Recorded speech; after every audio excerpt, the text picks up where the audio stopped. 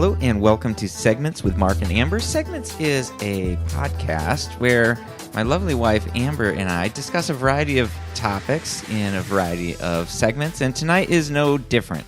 Tonight, once again, I am joined by my lovely wife Amber. Hello, Amber. Hey, happy to be here. Isn't it going to be such a fun episode? I'm diving excited. into a very fun and summary topic of ice cream. Ice cream. You scream. Oh, I like it. We all scream. scream. Yeah, maybe we could have practiced that. Amber, if people want to get a hold of us, how would they go about doing that? Well, you can find us on the social medias. All the meads? All the medias. Twitter, Facebook, and Instagram at SegmentsCast. You could also email us at segmentscast@gmail.com. That is correct. And in this episode is episode 24, and like we said, we are talking about ice cream. It would have been funny if we did a whole Kiefer Sutherland episode for 24. Oh. Like, what are we talking about? Gotcha. Yes, But that would have been. That we didn't. Kiefer likes ice cream. Man, put that in the topic idea, though. for 124 maybe. Exactly. Tonight, we will be scooping out our top 5 ice cream and ice cream treats, some ice cream talk, and an exciting new game. Yes, this is a whole different game Oh, animal. I'm so for us. excited. Yeah. But before we get to that, we have some important stuff to talk about, starting with corrections and apologies. Yes, you may remember if you tuned into last episode that we had our friend Drew with us talking Yes. about Solo, and that was so much fun. We were so grateful to have him and his input on the movie. But he sent us a correction, Amber, via our Gmail account, and he said, "Hello, Mark and Amber. Correction number 1. Awesome. The Bothan spy was responsible for stealing information related to the second Death Star that led to the attack on Endor. It's the crew of Rogue One that stole the original Death Star plans from Scarif and delivered them to Leia Organa. That's the only thing I've found thus far, but stay tuned for more, potentially." All right, well, that's good to know that Drew is scouring. Yeah, so that quiz you found had the wrong answer on the I Bothans. think that what happened there was that was before Rogue One. Oh, we just had to make our best guess. And so we didn't really know about that one, I guess. Mhm. And so, Oh, I think you're and so right. I should have caught that in the. I always edit these quizzes, as you know, and yeah, that one slipped by me, and it's my bad, and I was corrected harshly. That's all right. That's all right. My brother Aaron had also pointed that out. The Bothan thing is in movie 6. The Bothans dying could be to give info about the Emperor himself overseeing the final stages of construction. Yeah, I liked that. yeah, that's very good. So yeah, we did. We talked a lot about Star Wars, and yeah, it was a great episode. I really enjoyed it. I always like talking about Star Wars. We'll Yeah. try to give you some other topics in between before we do another Star Wars episode. Yeah, and so that was the only correction, but there might be more. So we'll see if they come in as we Sure, record. sure. So I didn't think people are going to be fact checking our ice cream stuff all over the place. I imagine they will be. We did get quite a bit of feedback, though. Yeah, we Amber. love it. Thanks, everybody. A new listener, AJ Hench from Twitter, she said, "I loved it." We were just talking about, what did you guys think of Solo? Mm-hmm. She said, "I loved it. Of course, it's weird seeing someone other than Harrison as Han, but Alden did it. There were several Easter eggs, too, which was awesome. Saw it twice and thought it was even better the second time. Wish more people would give it a chance." Yes, I agree. Alden did do it, and I feel like I need to see it twice. Yeah, so thanks, AJ, for the feedback. And I agree. It is a real bummer that it is getting such negative press because, calling it a failure at the box office and, Star Wars fatigue. And there's fans and creators and I follow Rebel Force Radio on Twitter, and they're kind of calling out this Star Wars writer who's been kind of bad-mouthing Star Wars fans because they're bad-mouthing, Star Wars, and it's just a bunch of craziness in the fandom right now, and it's a great crash movie. and burn, people. Just be happy. Yeah. Yeah, and I say enjoy the Star Wars that is instead of wishing and dreaming for the Star Wars that might have been. Yeah, that's always been my mantra. Yep. Enjoy the Star Wars that is. Yes. So what else did we get, Amber? We got a great message from Brian Fletcher. He said, "Is it weird that the main reason I'm going to see this movie is so that I can listen to the Segments podcast?" No, absolutely not. I love it. That's real good for us. That's real good for us. That's pretty much how we want everybody to think about things. And then we got a message from Laura. She said, "I enjoyed the movie, but missed most of the surprise things hidden throughout.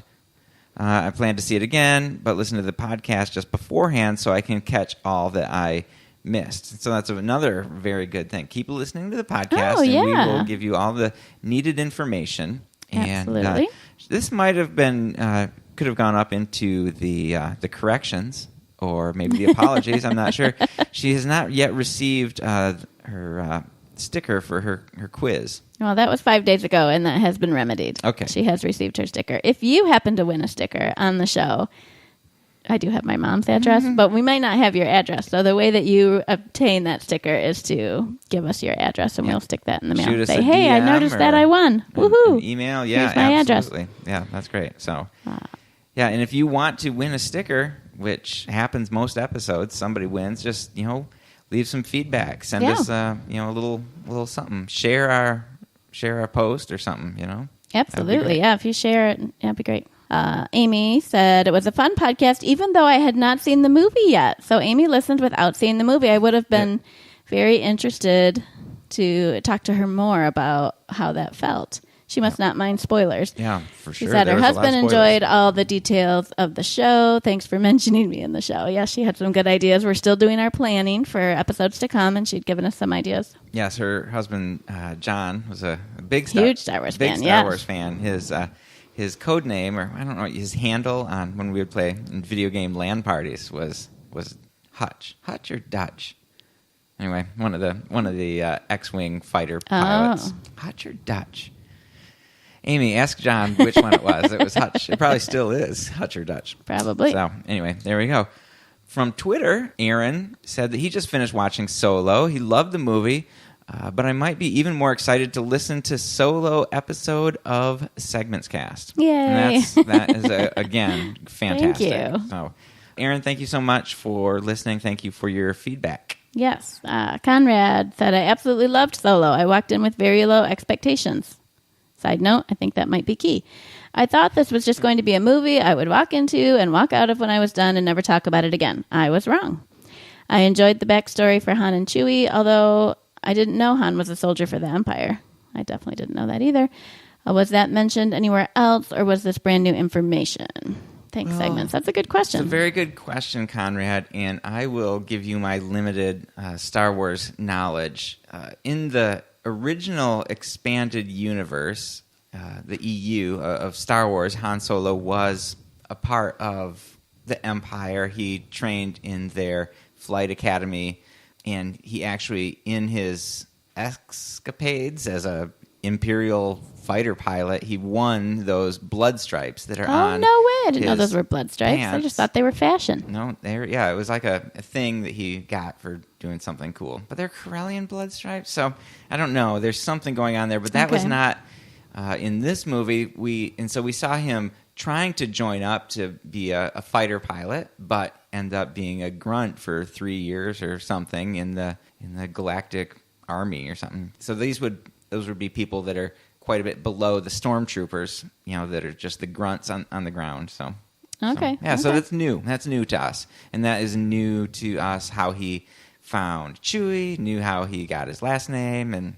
so a lot of new stuff there. Yeah, I like the new. That's awesome. I thought it was great. Yeah. Yeah, well, thanks, Conrad. We really appreciate you. Great fan of the show. And then, Amber, this was kind of fun. Yeah. Aaron, again, sent some feedback, I guess it was feedback, that he took a quiz. Which member of the Solo A Star Wars Story crew are you? And he got Chewbacca, which is very, very cool. Yeah, that's noble. Is that what it was? No, I don't know. It feels like a noble win. Yeah, that's definitely the one that you want. Or Han. Yeah. Orlando. That's the top three, I guess. So I got Rio, the little bug guy, kind of crustacean. 4 arms. 4 arms. I don't know if he's a crustacean. Yeah, but he died. He's very bug-like. But my description, I copy-pasted. Always ready to break the tension with a laugh. Like Rio, you have a good-natured spirit and maybe a knack for cooking up some good eats. You're an essential member of the crew and an incredibly capable pilot. Amber, you are definitely an essential member of the Morris crew. I'll Aren't tell I? you that right now. Aw. So And I could be a good pilot. Who knows? we don't know. You should try it. I got Val, but I don't remember what that meant. Val was Woody Harrelson's love interest. Yeah, She she was blew cool. herself up on a Yeah. bridge to save her friends. It's exactly what I would do. Yeah, you would, wouldn't you? And then we lastly got a little bit of feedback from John, Amber. A show in the future that we could do about terrible movies, and he included a link to the very last Sharknado coming out in August. Yes, that was great. So we asked the last couple weeks if you have any ideas for show topics to send them to us, and so John sent this in, and that is a fantastic idea. We have a number of movies that we have watched in our past, that those movies that are so bad they're good. Oh, yeah. You know, it's fun to talk about that. Yeah, I enjoyed that. We've had some fun with the Sharknado franchise on Sci-Fi. Yeah. We've had some parties. I think we'll have to have a party for the last one here too. Oh, It's yeah. a time travel Sharknado experience. Yeah, it's going to be very exciting. Yeah. But we'll save some of our great Sharknado stories for the big Sharknado cast that's certainly coming up later this summer. Absolutely. So, awesome. Well, thank you guys for the feedback. That is fantastic. And this is where we normally jump into what's making you happy. But I've got a new pre-segment, Amber.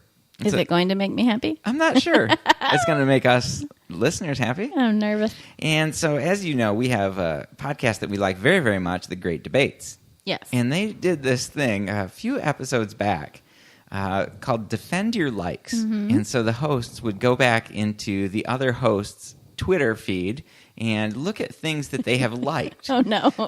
And so I'm just going to... So I opened up your Twitter feed and just went back to see... What is it that Amber likes on Twitter? I don't tweet very much, but I do like some things. You don't. And so this one was just about 20 hours ago. No way. Ooh. Ike Barinholtz. Do you know who Ike Barinholtz? He's verified. He is from the Mindy Project. Okay, I believe you. You He's liked from Saturday Night Live. You liked this. I know you can't retroactively give someone an Oscar for a movie that came out 10 years ago, but I think Mr. Adam Scott deserves some kind of recognition for his performance in Step Brothers. I feel like that means he was watching the same channel, Comedy Central, the other night when it just happened to come on. Like, why would you bring up Step Brothers? That is Out what of the blue. So you read that tweet and you said yes. Yeah. I agree with We that. just talked about how great he was. I had listened to that Dak Shepard interview where he talked about how he was up for that role, but how Adam Scott was so much more perfect that nobody could have played it as perfect. And that's exactly the part we saw was Adam Scott's part. It was very funny. Yeah. Yeah. If you watch it on TV, they bleep out all the swears too. That was kind of nice. That's great. There's a lot. There's a lot. Yeah, we're not promoting that movie. No. We're just saying that we may have enjoyed that Yeah. movie, and Adam Scott is a real hoot. Yeah. All right, Amber, good one. Good defense. Here's one that is a little bit more mysterious. This was, you liked this on May 23rd. Okay. Gentleman by the name of Benjamin Light. Oh, yeah. Not verified. We don't know who it is. Do you know who it is? Oh, yeah. Okay. He does a podcast. He does a podcast. All right. Well, he tweeted this. Hux, look what you made me do. That is the entirety of That's it? That's the entirety of the tweet that you liked. And I liked that. There wasn't a picture with it or anything? No. So what was it about that statement that made you go, you know what? I don't like a lot of things on Twitter, but this one, Hux, look what you made me do. There had to be more to it. It had to be part of a thread, or it had to be something. Look what all the first letters of "Look What You Made Me Do" are capitalized, like it's a title of something. Well, it's Taylor Swift's song. Look what you made me do. Look what you made me do. Look Okay. what you just made me do. Look what you made me do. I don't know why it was. What was the date? May 23rd. Was that around the movie? Hux wouldn't have anything. It was definitely referring to Star Wars Hux. They talk about Star Wars a lot. Like that guy that works with Kylo. But so you just basically you thought he said No, Hux. there was more to it. I would not like something that random. There had to be more to it. Okay, well, it doesn't seem like that's true. I'm not defending that one, I Okay, guess. no, undefended, an undefended like. So here's one, Amber. April 24th. Okay. They're all recent, huh? Matt Roller. I could have gone back further. I but don't know who Matt Roller Matt is. Roller at Roll Diggity. You liked this. I'm so scared. A children's book called Ruffalo and the Buffalo, where Mark Ruffalo tries to coax a buffalo out of his house with well-meaning, grounded schemes, but each attempt makes the buffalo want to stay longer. The audiobook is narrated by Mark Ruffalo. Oh my gosh, that doesn't need a defense. That's the most perfect thing. Is it? So you were just scrolling through and you saw that and you said, I would buy that. Are you way more? Yeah. Okay. That's a book I would read to my preschoolers. It's hilarious. Ruffalo and the Buffalo. Mark Ruffalo, that's the Incredible Hulk. Yeah. Imagine. Okay, so kind of thinking about it from your it's a job-based like. It is just so funny because it rhymes and Oh, good. I think it's brilliant. I would like that a million times more. Well defended, Amber. All right, last one. This one was just June 10th. Oh. Christine Teigen. Yes. She's verified. Yes. Chrissy Teigen. How does Ariel know what reprimand means but not feet? That one made me laugh. And I started to read it to Emma, and before I even got finished with it, she's like, oh, yeah, Chrissy Teigen. She'd already seen that one. Oh, everybody's following Chrissy Teigen. Maybe I should. She's like I can't figure out what she is. Maybe she was a model. She's married to John Legend. Oh. But I think right now she's just a social media personality, kind of like Kim Kardashian, but way more down to earth and all right. funny. All right. So, well, Amber, that's well done. obviously Ariel the Mermaid. Ariel if the anybody Mermaid, doesn't know. Yeah. That is a funny one. What I are agree these? with that. Feet. All right, Amber, good job. You've successfully defended your likes. Oh my gosh, that was scary. But was it scary? I have to look up that Benjamin Light one because I'm sure there was more to it. I'm sure it was hilarious and great. Yeah. Okay. Well, He's from a Pretty Little Liars podcast, so it has to be good. There you go. All right, Amber. Well, thank you so much for playing along with us. But let's move on. Amber, what's making you happy? What is making me happy right now is a book that I'm reading, and the book is called The Black Velvet Coat. Not very appropriate for June, I'll tell you. Gonna need some ice cream if you're wearing one of those.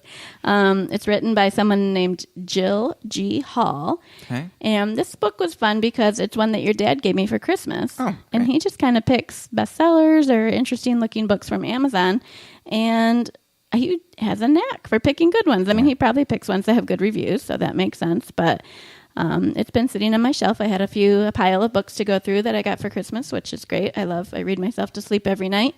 And this one is what I'm on now. All right. And I like it. And what is kind of the premise of the this overall book? premise is this girl, 20-something in San Francisco, goes to a thrift shop and buys this really cool kind of designer but old black velvet coat with a snowflake pin on it. And then part of her job, she's an artist in San Francisco, and she does collage art, and she goes through old magazines and old newspapers and things on the internet and makes these collages. And she happened to find this picture of this socialite wearing a coat that looked exactly like it with a snowflake pin. Whoa. And so she just became really interested in this lady and started researching her and doing some different art pieces about her. And then the book just starts switching and going back and forth from, I think it's in the 50s probably, when the coat was originally worn by the socialite, that her name is Sylvia, and then it'll go back to present time with Anne in current times. So every other chapter it goes back and forth between the two girls, and I really like the story they're telling for both of them. There's some mystery and intrigue, and I've just sounds great. Really enjoying it. Awesome. Almost done. All right, the So Black if it has Velvet a bad Coat. ending, I don't know yet. Oh, it looks like your bookmark is almost to the very I end. know, I'm so close. Right on the cusp.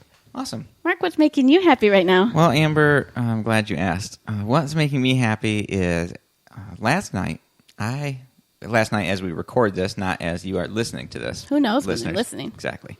So last night, as we were recording, I had the great pleasure of going to see Paul Simon in his farewell tour, Homeward Bound, the farewell tour. Yay, that's right. It was absolutely stunning. And I was kind of beside myself. I was shocked at how much I enjoyed it. How much just the musicianship of there's a dozen or some odd people in his band, and it was just fantastic. Had a great time. Went with my mom, and we had a really great time. But I guess what I want to kind of highlight tonight and what's making me happy is what propelled that was that we were hanging out with our good friends Dan and Evie the night before, and Dan said, hey, I know you're a huge Paul Simon fan, and wasn't he one of those people that you said if he ever came around, I would go see him? And You might have even said that on our podcast. I might have even said that on our podcast. And so I was like, yes, that is true. And he's like, well, he's doing his farewell tour right now. And I'm like, oh, well, I better I'm going to look that up. But certainly it's a long time from now, and certainly Paul Simon is going to be very expensive. Yeah. And so I pull it up, and the concert is the next day. And I'm like, well, there's certainly not any tickets left. Right. And so I go on to the website, and there are tickets available for like $34, $31 in the lawn. And I'm like, man, that is very interesting. And I had a thing scheduled only for about Sunday 2 hours night, away. And 2 hours away. I had something scheduled, and that got canceled. So I had I was free. And I was like, that seems kind of crazy. I don't know. Yeah, Should less I than do 24-hour it? turnaround. That seems Yeah. like the kind of crazy thing some youngster would do. Yes. And so I kind of thought about it, and I was like, man, I really want to go. But Amber had plans, so she couldn't come with me. And I was like, I could go by myself. And I was like, well, I'll just ask my mom. And she was very, very excited. Yeah, So that was awesome. And she's like, I don't want to sit in the lawn, though. Let's upgrade. So we got nicer tickets, still not expensive, in the grandstand there. Great seats, great show, great time driving there and back with my mom and just talking Paul Simon. It was just a fantastic evening. Got back super late last night, but, man, it was worth it. And I've just been listening to a lot of Paul Simon lately. That's awesome. I'm so glad you did that. Yeah, it was the best. Thank you, Dan Jeffries, for giving me that little push to go see it. It was definitely worth it. Segment 1. In the News. Ice Cream Edition. So this is the segment where we just talk about some stuff that's on our mind and is in the news about the current topic. Today's current topic, as you know, Amber, is ice cream. Yes. And we're going to start with you tonight. What do you have to tell us about ice cream? I found a fun story called Ice Cream Car. Have you heard of it? Ice cream car. Like, is this different than an ice cream truck? Yes. Okay. This is a weird but true story, a complaint that was received by the Pontiac division of General Motors. So this is somebody writing. This is the second time I have written you, and I don't blame you for not answering me because I kind of sounded crazy, but it is a fact that we have a tradition in our family of ice cream for dessert after dinner each night. But the kind of ice cream varies. So every night after we've eaten, the whole family votes on which kind of ice cream we should have, and I drive down to the store to get it. It's also a fact that I recently purchased a new Pontiac, and since then my trips to the store have created a problem. You see, every time I buy vanilla ice cream, when I start back from the store, my car won't start. If I get any other kind of ice cream, the car starts just fine. I want you to know I'm serious about this question, no matter how silly it sounds. What is there about a Pontiac that makes it not start when I get vanilla ice cream and easy to start when I get any other kind? Is this like a question to like Yahoo Answers or something? No, you wrote it to Pontiac. Wrote it to Pontiac. So here's the response. The Pontiac president was understandably skeptical, the president, about the letter, but sent an engineer to check it out anyway. The latter was surprised to be greeted by a successful, obviously well-educated man in a fine neighborhood. He had arranged to meet the man just after dinner time, so the two hopped in the car and drove down to the ice cream store. It was vanilla ice cream that night, and sure enough, after they came back to the car, it wouldn't start. The engineer returned for 3 more nights. The first night the man got chocolate, the car started. The second night he got strawberry, the car started. The third night he ordered vanilla, the car failed to start. Whoa. Now, the engineer, being a logical man, refused to believe that this man's car was allergic to vanilla ice cream. He arranged, therefore, to continue his visits for as long as it took to solve the problem. And towards this end, he began to take notes. He jotted down all sorts of data, the time of day, the type of gas used, the time to drive back and forth, etc. In short time, he had a clue. The man took less time to buy vanilla than any other flavor. Why? The answer was in the layout of the store. Vanilla, being the most popular flavor, was in a separate case at the front of the store for quick pickup. All the other flavors were kept in the back of the store at a different counter where it took considerably longer to find a flavor and get checked out. Now, the question for the engineer was, why would the car start when it took less time to buy the ice cream? Why wouldn't the car start? Okay.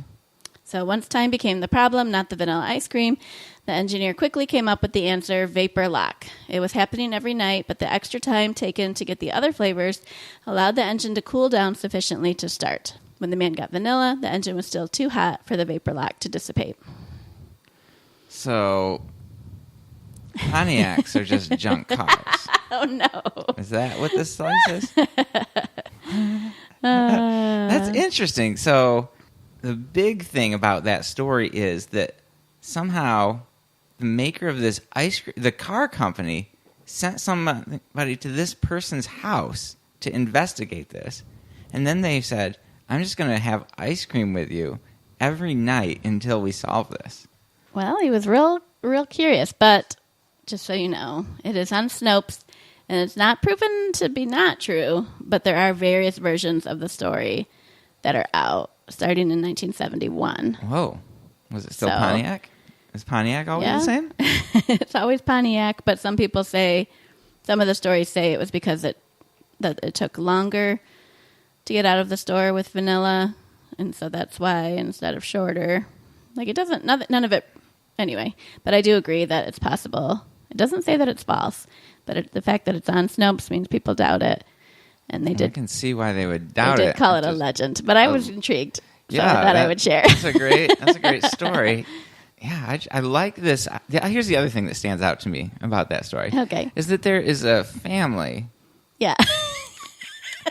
that eats, like, I'm guessing they get, what is that? Just a pint? Yeah, maybe just a pint. 1 pint. Don't And they- get two. And they eat all of it every single night and then drive to the store to get another thing. Like, Yeah. I just, like, that is That like, part what is also that? doesn't seem That quite seems as- very crazy to me. It's just get 5 varieties of ice cream and just Yeah. have one. That makes a lot of sense. And you're gonna eat a lot of calories. Like, Yeah. I would eat ice cream every night if I Well, could. if the whole family's just splitting a pint, though, maybe it's just Yeah, like a maybe little it's not- tablespoon yeah. each. We Yeah, don't know maybe how many they're- people are in that And family. they might be very wise with the rest of their eating. And That's this true. is just their little treat. That's true. Every single night. I think the dad just wants to smoke, and so he offers to go to the store every night to get the ice cream. That sounds good. Yeah, I think if it was in 1971, maybe their freezer space was so small in people's refrigerators that they couldn't store multiple containers of ice cream. Okay. All right. So, Amber, riddle me this. Yeah. This is actually, I'm just asking you a question. Okay. How often did your family eat ice cream as when you were growing up? That's a good question. I feel like it was pretty regularly, but I still know it was a special occasion. So I guess, it certainly wasn't every night. I don't even think every week, but it was maybe a couple times a month. So it was much more common than the oft-told story of the birthday Pop-Tart? Well, that happened 5 times a year on our birthdays. All 5 members of the family, we would have a Pop-Tart breakfast for sure. That is amazing. But we would also, how many times did you have ice cream for dinner? Ice cream for dinner, I don't ever recall. We probably ate ice cream for dinner as kids a lot because maybe there wasn't a plan or something, but that was never like, oh, Monday night we're having pork chops, Tuesday night we're having spaghetti, Wednesday night it's ice cream, I don't know if it was ever quite that planned ahead, but we definitely come 4 or 5 o'clock. That might become the plan. But you can't just have ice cream for dinner. You've got to put something else with it. True. So, of course, you're going to put some popcorn with it. You're going to have some popcorn and ice cream for dinner, and you're not going to want to say popcorn and ice cream Ugh, for it's dinner. You're just going to want to call it oppressive. P&I. We're going to have some P&I, baby. It's That's such what a we would say. shocking We thing. were very excited when it was P&I night. Yeah, I can imagine. Did you guys buy those? What are those? Are those gallons? Never. Man, we would buy those. We quite never had often. one of those The ever. fudge I remember you rippled saying gallons, that. Yeah, Those big ones with the red handle. yeah. I don't ever remember buying that. We would buy Breyers, and we would buy mint chocolate chip and cookies and cream, and that's it. Well, Yeah. maybe sometimes chocolate fudge swirl, chocolate vanilla swirl. Interesting. That's my memory. Yes. All right. Well, that's very cool. Great story, Amber. Thanks so much for sharing. Thanks. All right, I've got a little something. I got a little something to share here. Oh, boy. Let me get that.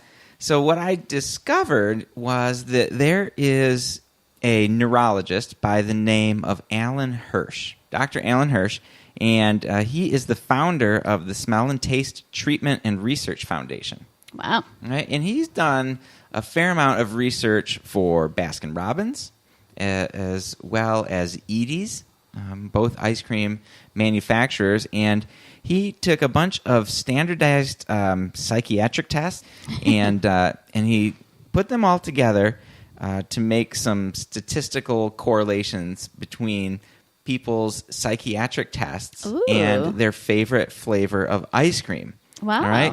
And he explained that the same part of the brain, the limbic node, is responsible for both personality traits and food preference. So he was like the origins of the BuzzFeed quizzes that are up all the time. Yes, but he was an actual doctor, Right. And he was actually hired by a fancy Yeah, company to I do like this. that it came from science. Yeah, and so he said that the taste of your favorite ice cream is set during childhood and tends to remain consistent through your life. Wow, that's interesting. And I imagine also maybe your worldview or your bent towards life is also kind of Set during childhood. Yeah. And so he found this correlation between these two things. And so I'm going to share these his findings. When did he do his research? Do you know? It looks like it was in the 2000s here. I think Oh, okay. 2008, 2010, something like that. So I wonder, I just think like a lot of children like Blue Moon. I don't see any adults eating Blue Moon. No, there's no Blue Moon on his list here. Okay. And so he probably he did all these tests, maybe like the Enneagram, and he's looking at these tests and finding out people's favorite ice cream, and maybe he throws out the outliers and it's just looking at the dominant That makes favorite sense. ice cream of this disc type or this Myers-Briggs type or this Enneagram type. Okay, or I like whatever. it. Yeah. So he says that vanilla lovers are impulsive. Impulsive. Vanilla is one of the simplest of ice cream flavors. Amber mocks me all the time for liking Yeah, it doesn't feel like impulsive vanilla. at all. It feels very planned and methodical and But same here's old, same the old. thing. Its fans are actually very likely to be colorful, impulsive, idealistic risk takers. That's so surprising to me. That seems like the least risky ice cream you could possibly get. I know. What is the correlation? I think maybe it's because as a vanilla lover, we're out there taking risks. We're on the edge. We're doing very colorful things. We're relying on our intuition more than our logic. And so we just need a solid place to land with our ice cream Yes. choices. We need something that is stable. Finally, a place of stability. It's okay. vanilla. All right. That's really surprising to Yeah, me. so I don't know. That's just a complete Yeah. guess. All right, strawberry lovers, introverts. Are you talking about the ones with chunks in them? Chunks in it? I imagine. Ugh. I really am a big fan of the strawberry ice cream as well. No. Often tolerant, they're devoted, and introverted. They're tolerant because I got to deal around those weird frozen chunks of strawberry that mush apart in your mouth. Yeah, they're also very logical and thoughtful. Okay. I think it's because the good taste. No. Just the luscious taste. And then you're like, I just want to keep that all for myself. I'm an introvert. I don't know. Interesting. Chocolate lovers, they are, you have a guess? Perfect. They're perfect. No, they're flirtatious. Ah. They're very likely to be flirtatious and seductive. Whoa. Also lively, charming, dramatic, and gullible. And gullible. Gullible chocolate lover. You think just because it's chocolate it's going to be good? So here's one that you might like, Amber. Mint chocolate chip. I do like that. That was my dad's favorite flavor. Was your dad argumentative? No, not even slightly. He was the most calm peacemaker guy. That's weird. So maybe we might have found a chink in in this test.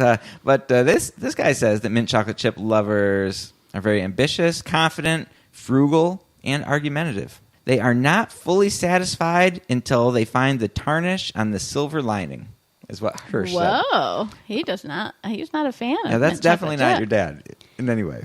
No, So- he was not like that. But he might have been a mint chocolate chip outlier.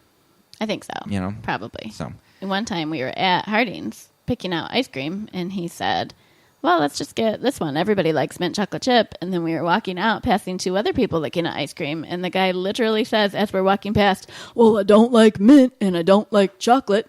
And we just laughed and laughed and laughed. And we've repeated that story hundreds of times. as Shockleys do. Yes.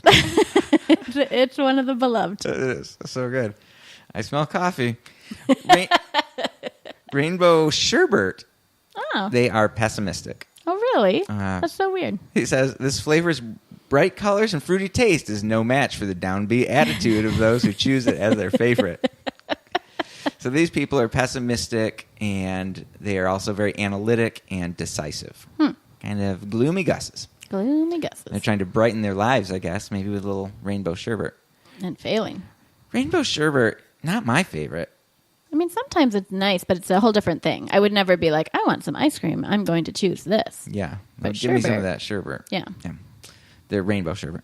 Okay, Rocky Road lovers, aggressive. Rocky Road. That's chocolate with peanuts and marshmallows. I think. Yeah, so aggressive, engaging. You're also a good listener. Goal-oriented and often successful, but your aggressive behavior can inadvertently hurt the feelings of those that surround you. So, yeah. So some pros and cons with the Rocky Road. So an Enneagram 8. Exactly. I don't know. All right, I gotta hurry. There's just a couple left. Yeah. Coffee lovers are dramatic, and so I have to go through all Coffee, these ice because cream, yes. the game is Okay. based on you knowing this Yes. information.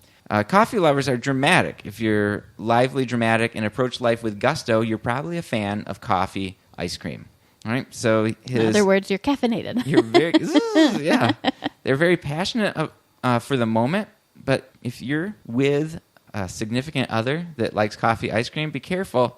They need constant stimulation in a romantic relationship. Whoa. So that's what it says. So I don't think like that anymore. Like what? But I know. They need to be, I know. they need to be romanced. Sure. Constantly. Constantly romanced. Coffee lovers. Chocolate chip lovers are generous, competent. They're go-getters. And so that's not much to say about chocolate chip lovers. And then, finally, butter pecan lovers. Ugh, the worst of the ice creams. Sorry, Mom. I know she likes it. I just, They're conscientious, devoted, respectful, and according to his study, they hold high standards for right and wrong, but are often afraid of hurting people's feelings. Okay? Yeah, and so there you go. And so the listeners might be going, well, that took a long time. But what we did learn is that there's a correlation between our worldview or our attitudes about stuff Yes. and what we like Sure. about, or what ice cream we like. We've all learned something, but now it's time for a little game. okay. Amber, and this is the classic match game. And it's a little bit subjective, and so here's how we're going to do it this time. I'm going to give you 12 names of people or characters that you know. Okay. Okay? And what I want you to do is to tell me what, based on what you know of their Ooh. personality, Okay. what did I think their favorite ice cream was? So I get a correct answer if You agree with me. Agree You have with- to agree with match you. Okay. me. Okay, Amber, do you have your cheat sheet of the ice cream and personalities? I do. I'm ready. Okay, and who are we going to be playing for tonight? This time we're playing for listener Brian Fletcher. Awesome, Let's Brian. see if I can win him a sticker. I'm so glad. That's awesome. All right, so like I said, I'm going to give you the name of a celebrity or a character, and you will have to tell me what kind of ice cream I thought was their favorite. Is it going to be 1-to-1 matching? Will there be 12 flavors and 12 celebrities? No, this Ooh. is I picked the names kind of randomly and without thinking. I was just like, who are some interesting characters? So there could be multiple strawberries. Or Yeah, and there multiple- could be ones that are never used. Ones what? Flavors? Flavors that Okay. are never used. Okay, Yeah. gotcha. And I know that this is going to take you some thinking. I know how you work, and so don't worry. I will edit out your lengthy pauses, and Okay, it'll be good. just fine. Gotcha. All right. So the first one, Amber, Okay. Kermit. Ooh. Kermit the Frog. What is his favorite ice cream based on his personality? You know, there's so many songs about rainbows. He kind of sits around looking on a log. Let's see. He's not ambitious. I don't think he's mint chocolate chip. I wouldn't say he's flirtatious. He is charming. I don't know that he's gullible. I don't know about chocolate. Tolerant, devoted, introverted, logical, and thoughtful. Possibly. He's very tolerant of Miss Piggy. Strawberry lovers. Colorful, impulsive, idealistic risk taker. I wouldn't say that. I don't think he's a vanilla. I don't think he's Rocky Road. That's aggressive. I don't think he's that lively for coffee. Generous, competent, go-getter. Downbeat attitude and pessimistic. No, I'm going to say that Kermit is a strawberry lover. Oh, Amber, I'm very sorry. Oh, no. He is actually butter pecan. Devoted, conscientious, respectful, holds high standards for right and wrong, afraid of hurting people's feelings. That also fits with Miss Piggy. Well, you think Miss Piggy's a butter No, pecan? I mean, he's afraid of hurting her feelings. Exactly. I can understand why you chose that. Okay. Well, maybe you'll get this one, Amber. Okay. You have to get 7 to win. Okay. Joyce Byers from Stranger Things, played by Winona Ryder. Ooh, okay, great. So she's the mom in Stranger Things. She is kind of at the end of her rope. Could she be a coffee lover, lively, dramatic, approach life with gusto? Well, I mean, no. She got lively during the rescuing She of was her very son. lively. But was the rest of her life lively? Nothing It was about kind of Christmas lights here. No. Emotionally expressive. Successful in close relationships? I don't know about that. Oh, man. I feel like none of them are exactly... Well, we know how personality tests are. There's never one that's 100%. So the basic description of coffee is that coffee lovers are dramatic. I do feel like she was dramatic. Mm-hmm. She maybe also was pessimistic. Rainbow sherbet. I'm going to go coffee. Is she a coffee lover? Amber, no, I'm sorry. She's vanilla. Really? Okay. Colorful. She's impulsive. Uh-huh. She's idealistic. She's a risk taker. She's going on Oh, my intuition, gosh, not logic. She sure was. She's very expressive. Aw. And so is she successful in close relationships? I'm not sure. Seemed like she was getting along with that guy in the second season. Well, that's true. And her boys liked her for the most part. Aw. I Anyway. just didn't think of her as successful in anything, but yeah, I think you're right. Yep. I do get it. The risk taker who rely on intuition. That's the only way they found the boy. Exactly. All right, here we go, Amber. Spoiler alert. Don't worry. I think you can still get this one. It's a challenging game. Our most challenging yet. Sorry, Yes. Brian. Dwayne Johnson, Ooh. The Rock. Yeah. Dwayne The Rock Johnson. I mean, he's chocolate. He's flirtatious and seductive. He's lively. He's charming. He's dramatic. I don't know if he's gullible, but he's got to be chocolate. Dang it. Amber, I said you might be right. And so here's the thing. The match game is what I it's the think match you're going to game. say, though. Yeah, what I'm going to say. Ah. And so I said that Dwayne Johnson's Rocky Road. He's aggressive. He's very engaging. I happen to know for a fact he's a good listener. Very goal-oriented. It's a weird thing to say. Very goal-oriented. Look at his body. Yep. And he's very successful. Yeah. You think he's aggressive? I think you got to be. Yeah. Yeah, I've seen a lot of his movies. He's very Yeah. aggressive. That was definitely my perception versus your perception. Yeah. Yes. All right. So, Amber, I'm in trouble. You are in trouble. It's not going well. Paul Simon. I saw him last night. We talked Yeah, about that's ice kind cream. of what do you So call it has to be your. What did I think about Paul Simon? What did you think about Paul Simon? So I listened to a lot of his music with you yesterday. Mm-hmm. He's kind of poetic. He has a lot of religious themes to his songs. None of these ice creams mention religion. Mm-mm. Tolerant, devoted, introverted. He's a rock star, but he seems a little bit introverted. He could be a strawberry lover. Impulsive, flirtatious, argumentative, pessimistic. No. Dramatic. I mean, when I think of him, I think of kind of quiet. I don't know. Maybe that's... But I'm trying to think what you think of What him. do I think of him? I was going to go strawberry. Amber, I'm very sorry. Man. He's coffee. He's got to be coffee. Wow. That's not how I see him. But I've never seen him. And you literally just did. Okay. On your shirt. He's on your shirt right He's now. on my shirt right now. There, he's tolerant, logical, and thoughtful. Okay, here Glad we we go. didn't go on the real match game to try to win money. Yeah. All right. Amber, what do I think? Me, your husband, Mark. What do I think Zach Morris from Saved by the Bell's favorite ice cream is? Wow. He is flirtatious. Is he gullible? Yeah. So he's either chocolate or vanilla. Vanilla. He's colorful and impulsive. I'm going to go chocolate. Amber, you are correct. Finally. Woo! Woo! You did it. You know Zach Morris. You know he's a flirt. Oh, yeah. He's a flirt. Okay. We're not making any political statements here, Amber. Okay? Okay. Donald Trump. Ooh. Donald Trump. I'm looking at the coffee lovers. Coffee lovers are dramatic. They're lively, dramatic, approach life with gusto, not concerned about the future, thrive on the passion of the moment, needing constant stimulation in a romantic relationship. I'm going to say that is President Trump. Amber, you are correct. Yay! He is definitely a coffee lover, a coffee ice cream lover. Look at you. Woo, Now you figured it out. I figured it out. Well, let's see. Can you win Brian a sticker? Bella Swan. Ooh, Bella Swan. that's from Twilight. Mark's only read the first book. So only think about the first book. She's devoted, I suppose. Downbeat attitude and pessimistic, analytical, decisive. No, I don't know. Ambitious, confident. No. Flirtatious and seductive. Not really. Tolerant, devoted, introvert, logical, thoughtful. That's what she is. She's Strawberry. Amber, you are correct. Woo! Another match.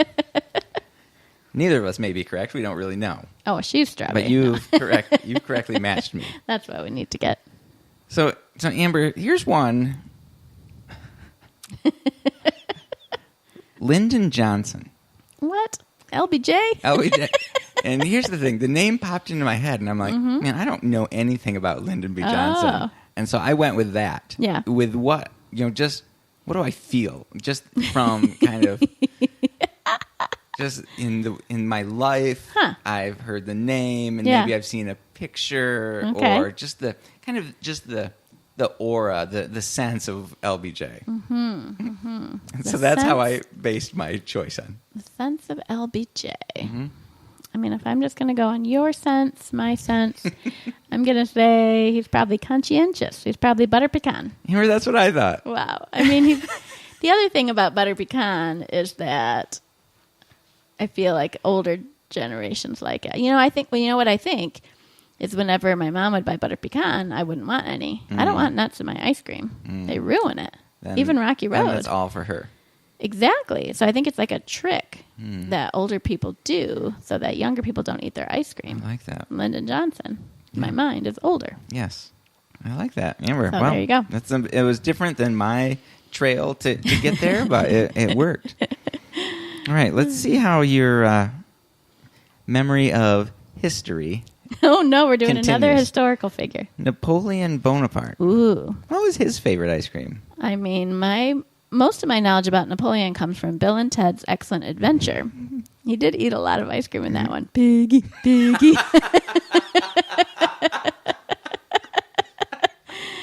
But I feel like they really based his character on some true life things. He's like a conqueror. Mm-hmm. I think he kind of had a short temper. He was short. He was short. And angry. So was Paul Simon. Not angry, short.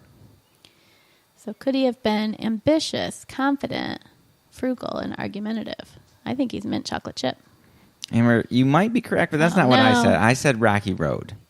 He's aggressive, engaged. I don't know if he's a good listener, but he had a lot of goals. True. So successful for a while. So don't worry, Amber. Let's see. How can you still win? Yes, you do need to get the next 3 correct. Okay, I can in order to win. All right. All right. So I've gone to seminary, and so maybe I have a better grasp. Dr. Greer. No, I don't know who that is. I just know that's one of your professors. St. Paul. Oh, from the Paul, Bible. The apostle, knocked off a donkey. Jesus revealed himself to him, became one of the most prolific writers in our Bible. Tolerant, devoted, introvert. I don't think he could have been introverted. That's Strawberry. Mm-hmm. I don't think we have any evidence of him being flirtatious. Argumentative. I mean, maybe with some Pharisees. What? Rainbow sherbet, downbeat attitude and pessimistic. Analytical, decisive. Nah. Was he generous? Butter pecan, devoted, conscientious, respectful, high standard for right and wrong. I mean, certainly when he was a Pharisee. Afraid of hurting people's feelings. I'm going to go butter pecan. Amber, you are correct. Phew. Yes, butter pecan. Still alive. You are still alive. There's so many that he could have been in there. We don't really know a lot about him, but I do think, obviously very devoted, very conscientious, very respectful. The only thing, he's not afraid of hurting people's feelings. That's the one I was like, man, not quite. Because he's willing to stand up and say, this is the truth, whether you like it or not. So, yeah. But, that's how these personality tests are, Yep. And Yep. so, but you did great. Well done. Thank you. Okay, now this is a little different literature. Boba Fett. Oh, Boba Fett. I don't know a lot about Boba Fett. He's a bounty hunter. He is a bounty hunter. He's a Mandalorian. Very fancy clone. armor. Yeah, Or clone. Mandalorian and a clone. He's a clone. Yes, technically, but without the aging, the fast aging of all the other clones. We haven't used Rainbow Sherbet. Downbeat attitude and pessimistic, analytical and decisive. He could be. I mean, he's not super happy. All right, I want to go impulsive, aggressive, or dramatic. I'm going to go impulsive. Vanilla. Amber, I'm sorry. I said that no. he is mint chocolate chip. Really? He's ambitious, very confident. He'd love to spend that money. I'm just kidding. I don't know. Why else would he be a bounty hunter? So I'm sorry, Amber, you did not get that one right, but let's see if you get the final one. Okay. Just for fun. Just for fun. Jeff Probst. Ooh, Jeff Dimples himself. Probst. I feel like he's coffee. He's lively, dramatic. He approaches life with gusto. He's not concerned about the future. Well, I don't know about that. He thrives on the passion of the moment. Did Did you go chocolate? I went chocolate. I went chocolate. Gotta think about those dimples. Yeah. So, Amber, I'm sorry. You did not win a sticker, Brian, Brian. we're sorry. We'll have to try again next time. That's never happened before. I know. So, Amber really liked the more challenging quizzes. I did. This one was a little different. I like it if it's challenging and I win. Mm-hmm. I see. So, I feel like what we've learned here is you don't know me at all. I think so. Or you don't know ice cream. That could be. So, anyway, so there we go. Another classic round of the match game. And will we be bringing that one back? Stay tuned. Segment 2. Top 5 ice cream and ice cream treats. All right, Amber, in this favorite segment, we talk about our top 5. And this time, obviously, we're talking about ice cream, and we also have included ice cream treats that you might get from the frozen ice cream section at Meijer or from the ice cream truck. I put those. Truck. Aw. Yeah, whatever. Mm-hmm. So why don't you go ahead and start with your number 5? All right. I'm going to say my number 5 favorite ice cream flavor is something I don't know if they even make anymore, but I kind of like dream of it. Not in a literal dream, but just a mental dream. And it is I think it was mango coconut was the flavor. Aren't all dreams mental dreams? You Not daydream. so Are you talking much. about daydreaming? Okay, sure. Okay. Okay, so you daydream about coconut mango. I think it was mango coconut. But, yeah, it was from Meijer, and it was only sold in the little pint-sized containers like a Ben & Jerry's. Mm-hmm. And I don't know why I ever tried it, but it was vanilla ice cream with a coconut flavoring and pieces of mango. And there was something about it that was just amazing. And I would never normally pick one without chocolate. And so I was so surprised at how much I loved this ice cream. Interesting. I want it right now as we're talking. Huh. Yeah, I've never heard of that. I do really like the coconut ice cream that they have down at Cold Stone. Yeah, I One of my wonder if you would have favorites. liked this. I don't know. I've never been a big mango fan. I am. So yeah, that was a weird one, but it just came to my mind immediately when I pictured the ice cream case at Meijer. What age were you when this happened? 35. Oh. Like in this so house. recently. Probably. Interesting. Yeah. Oh, well, let's hope Meijer is listening. Ooh, that'd be nice. And that they bring that back for you. All right. Let All me right. know if you've ever tasted it, listeners.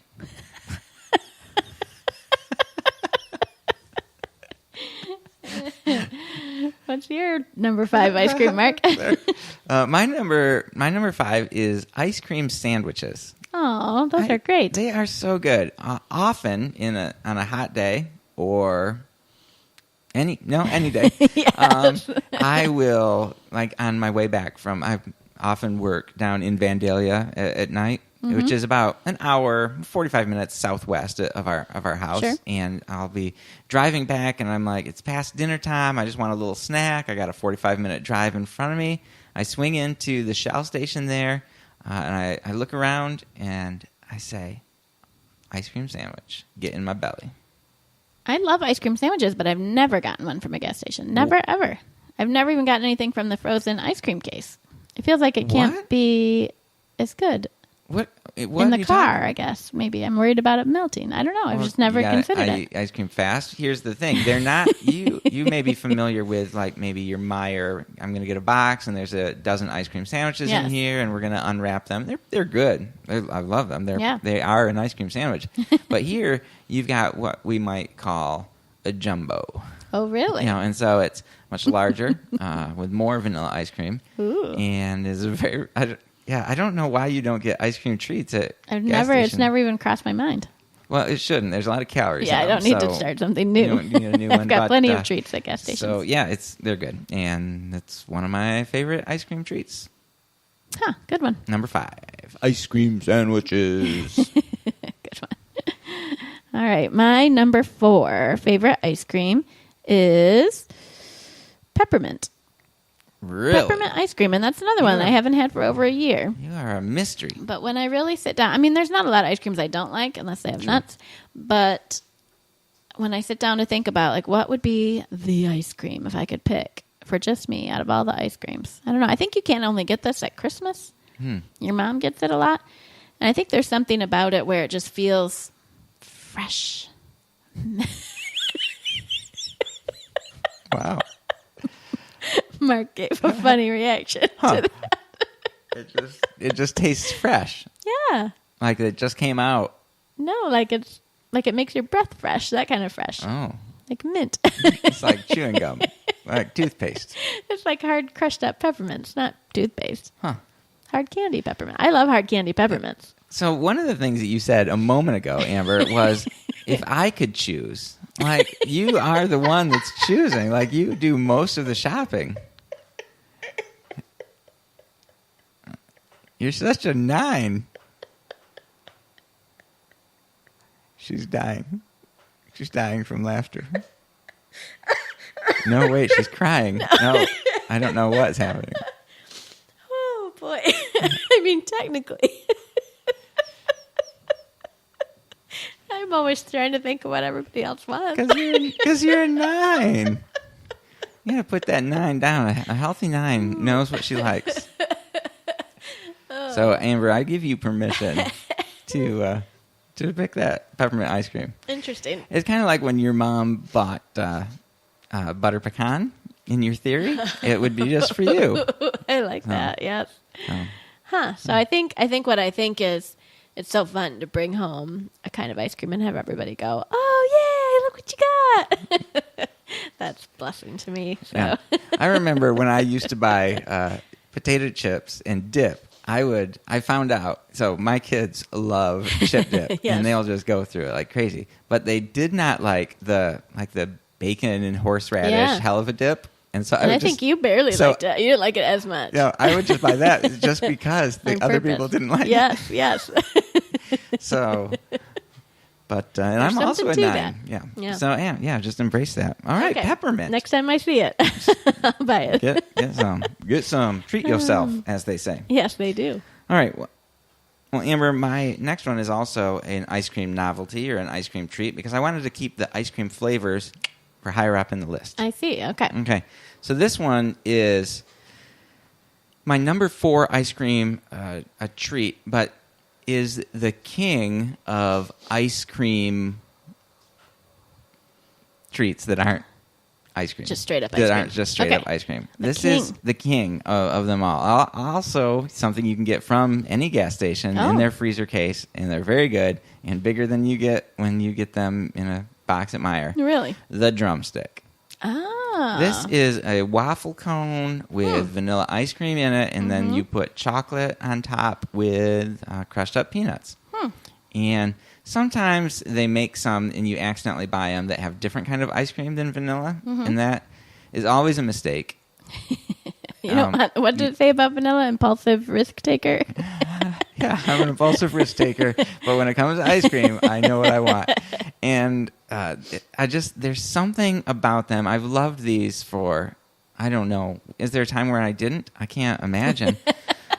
But, there's something about an ice cream cone, right? There's an ice cream cone. It takes it takes the ice cream to the next level. Yeah, I do agree with that. I don't the know crispiness what of it is, Yeah, and you can, and then you can upgrade to a waffle cone, right? And that's kind of what this is. And we've been to some ice cream stores where they'll make the fresh waffle cone, and it's huge, and you get about 75 scoops of ice cream in there, and it's just too much. delish. But so this was just amazing, and I remember kind of taking the packaging off and looking at this triangular ice cream cone and just diving in. I could eat probably 1,000 of those right now in one sitting. So you said that in a very challenging way. yes, take that. Tell me I'm not right. My number 4, drumsticks. Those are very good, and I don't mind peanuts on that. Doesn't seem like the same thing as You don't mixed in want with the ice it cream. mixed in. No. Interesting. Okay. Number 3. My number 3 favorite flavor of ice cream, cake batter. Cake batter. That's a newer flavor that I like. Remember there was a place you could scoop ice cream, not that hard packed. Is that what you call it? Scoopable, not soft serve. Anyway, there was an ice cream parlor pretty close by, and they had little baby shoes on the bottom of the chair legs. Oh, It went out of business. Mm-hmm. But that's the first time I ever had cake batter, and it's kind of this yellow ice cream with like a fudge ripple and like chunks of fudge in it. Mm-hmm. It's really good. It tastes like cake.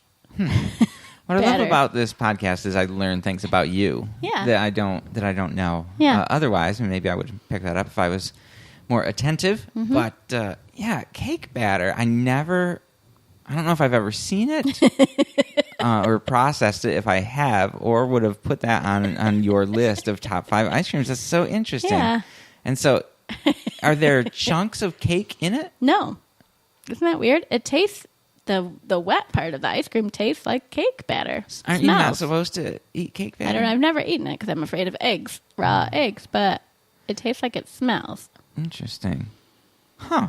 So it kind of tastes like cake, but it's got that fudge ripple. That really sells it. If it was just the plain ice cream, that wouldn't be. Why did they put the fudge ripple in I think it? it's like frosting. It's like the frosting. Yeah.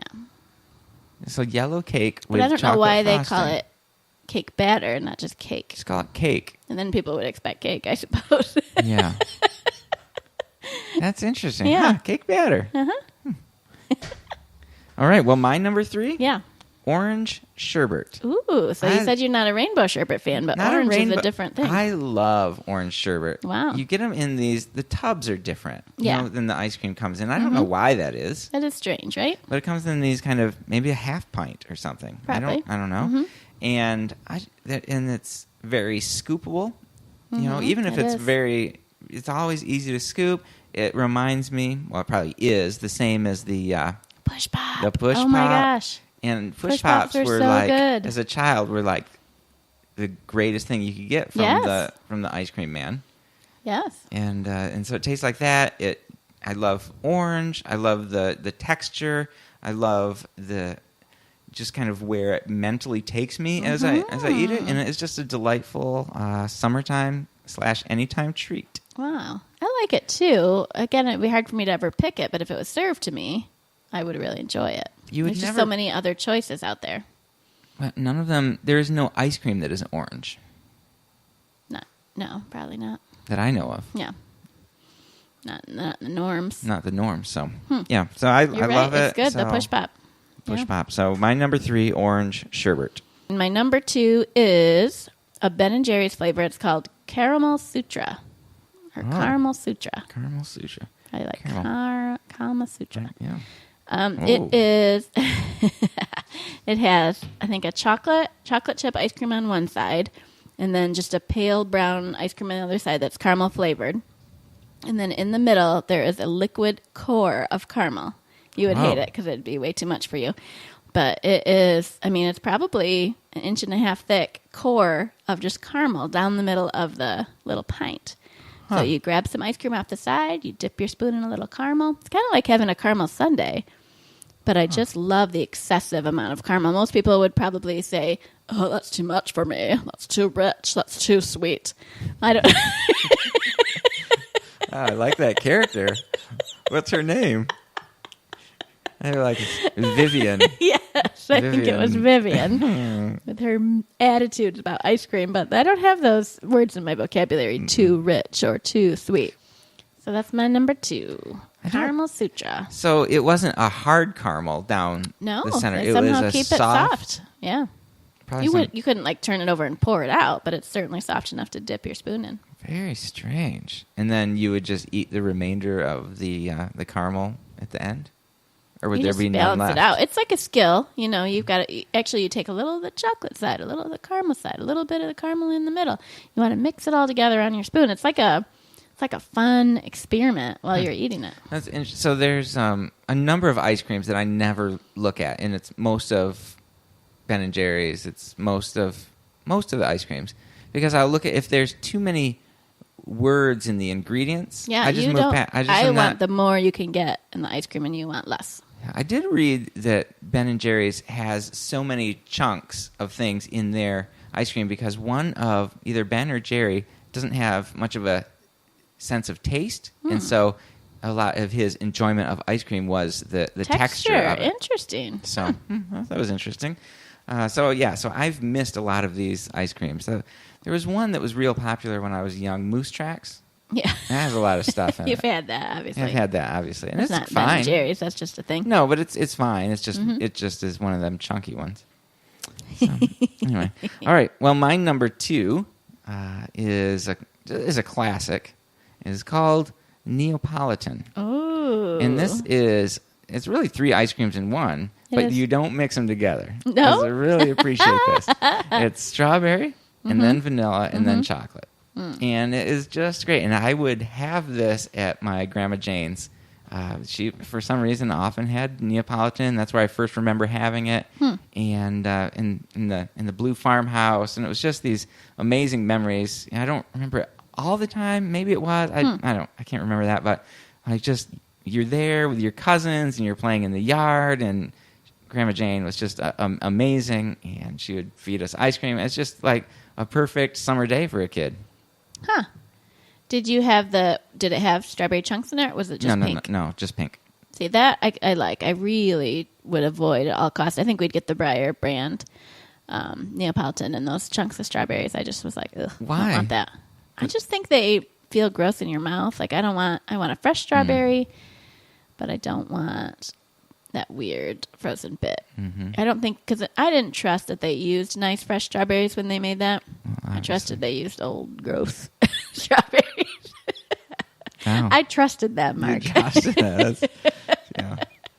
Oh, but yeah, no. The Neapolitan, most of them just have strawberry flavored ice cream. They use just traditional strawberry flavoring to mix into that ice Yeah. cream, so you didn't have the actual strawberry Perfect. messing it up.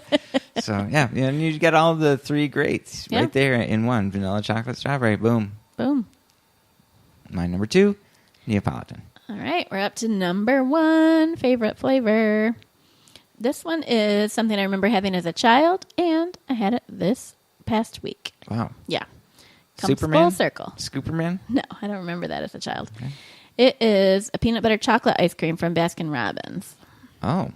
So there used to be a Baskin Robbins in a mall that no longer exists here in Portage, and of course the 31 flavors, and that was very exciting. I really still think it's great to go to the places where you can they scoop your ice cream and not just these soft serve money ripper offer conglomerations. Wow. Powerful. So I loved being able to look at all the flavors, but I would often go to this peanut butter chocolate. And the thing about it is it's not Reese's peanut butter cups. It's not a peanut butter ice cream with a chocolate ribbon. It is a chocolate ice cream with like this real thick candied peanut butter ribbon in it, but not like a ribbon, like a thick. Look at- I mean, you could get a huge chunk of peanut butter, bigger than your spoon, in this ice cream. Huh. But it wasn't just peanut butter, because I tried to make it on my own, you know. I Yeah, would who get hasn't? chocolate ice cream and try to mix in some Jif peanut butter and put it in the freezer. It doesn't taste the same, because I think the peanut butter they're using is like what's inside a Reese's cup, that real sweet candied peanut butter. So you did this as an adult? No. That I did as a child. Okay. That makes me feel a little better for some reason. So, yeah, that never would cross my mind to try that, but it does sound good. It's something Vivian wouldn't like. It's real rich. Yeah. So don't maybe think just a little bit of it. Just a little bit of Do Me. Yeah, I don't know. Yeah, maybe. I don't I'd know like if to you'd try like it. that one. Okay. I'd like to try your number one. Well, that's nice. All right, my number one is going a different route, and I couldn't narrow it down exactly, so I just went with just a broad spectrum vanilla. You weren't sure if you wanted to go French or bean. golden vanilla, Oh, or yeah. there's a lot of different vanillas. It's just the perfect ice cream. It just is wonderfully flavorful. It tastes like vanilla, and it's not muddled with a bunch of, you don't have to, what's this, some sort of a chocolate chip? You don't have to muddle through that. Or, it's like there's like even with like a fudge ripple, you're like, what's this? And it's just too What much. is this flavor? I just don't want that.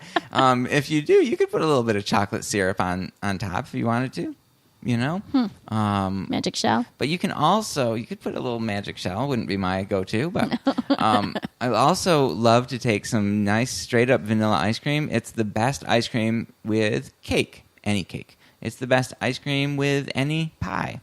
It is the best ice cream with any, like we had that wonderful Crisp. that rhubarb and strawberry crumble or crisp from Chloe the other day, and vanilla ice cream, and it was perfect. It's just the perfect.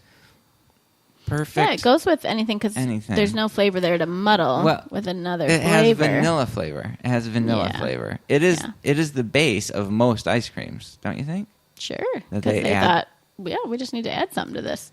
Yeah, but they were, this world always says we need more. I'm just a very simple person that just enjoys just real things, and vanilla is the real thing. Yeah, we've had this argument, listeners, for years. I tease Mark a lot about the vanilla ice cream. I honestly is it Alan Hirsch's ice cream and personality description of vanilla that's really made me think. There could be something there that might help. It might help my opinion of your I might run out and grab ice some cream. vanilla ice cream. It does make you think we should have had some ice cream in the freezer before we started recording this. Yeah, for sure. Awesome. Well, there you go. My number 5 vanilla ice cream. Listeners, we would love to know what your favorite ice cream flavors are. Of course, you can get a hold of us on the social media platforms, Facebook, Instagram, and Twitter. You can just search at SegmentsCast. We would love it if you give us a follow. You can keep up on all of the new show releases, and when we put polls or questions or things, it's a great place to respond and communicate with us. And if you respond to one of those or share one of those, you could win a sticker in one of our games, and so that would be great. So let us know, what's your favorite ice cream? Yeah, interact with us.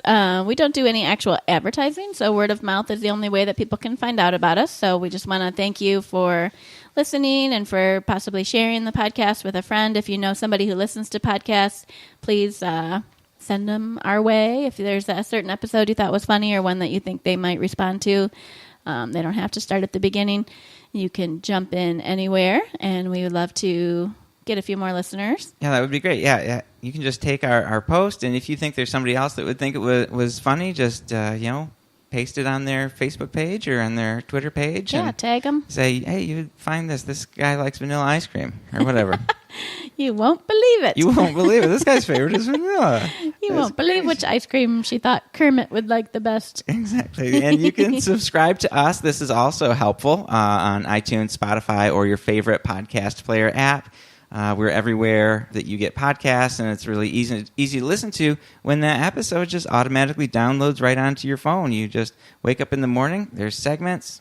I'm on my way to work. Here we go. Yeah, keep looking until you find segments with Mark and Amber. There is another one that's just segments, but you're going to want to find the cute little graphic that our daughter drew for us and have it say Mark and Amber with an orange slice. Orange slice, exactly. And speaking of which, we'd like to say thank you to Emma for the logo and graphics. If you want her to draw you something, she is still taking commissions on Twitter @of Hauntings. You can go on there and see all the amazing stuff that she does. And thank you so much to our nephew Gabriel. We wouldn't have our intro and outro music without him. You can find him on SoundCloud at EDM Samurai.